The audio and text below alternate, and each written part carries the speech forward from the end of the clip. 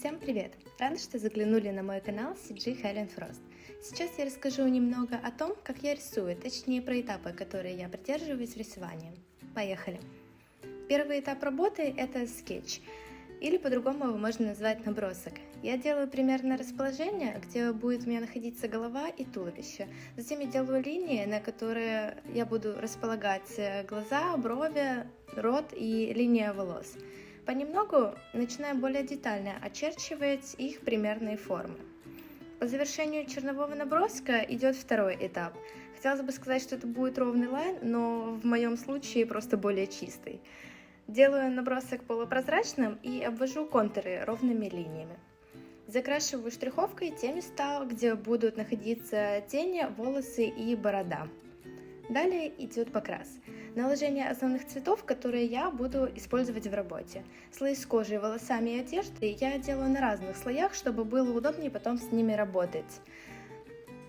Следующим этапом, я считаю самым важным, это обозначение, на котором будут находиться свет и тень.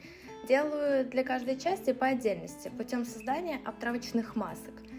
Поскольку при покрасе я не соблюдала особого контура, я стираю неровные края и дорисовываю при необходимости, чтобы все выглядело аккуратно. Следующим, самым затратным по времени, является прорисовка каждых отдельных частей, которые сделают портрет более узнаваемым. Форма глаз и носа показывает основную схожесть с портретом человека, так же как и губы и подбородок. В данном случае еще присутствует борода. Добавление в работу мелких деталей делает ее более живой и реалистичной, но не стоит забывать, что чересчур большое количество добавления мелких деталей, когда вы приближаете работу, не сыграет никакой роли. То есть, когда вы отдалите свою работу, это не будет иметь никакого смысла.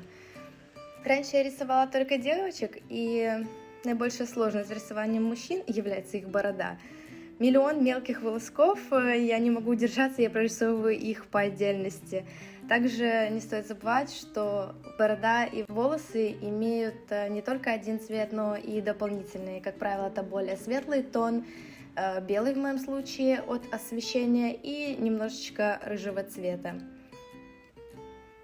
Добавляю на лицо и волосы блики от освещения, чтобы портрет оказался более естественным.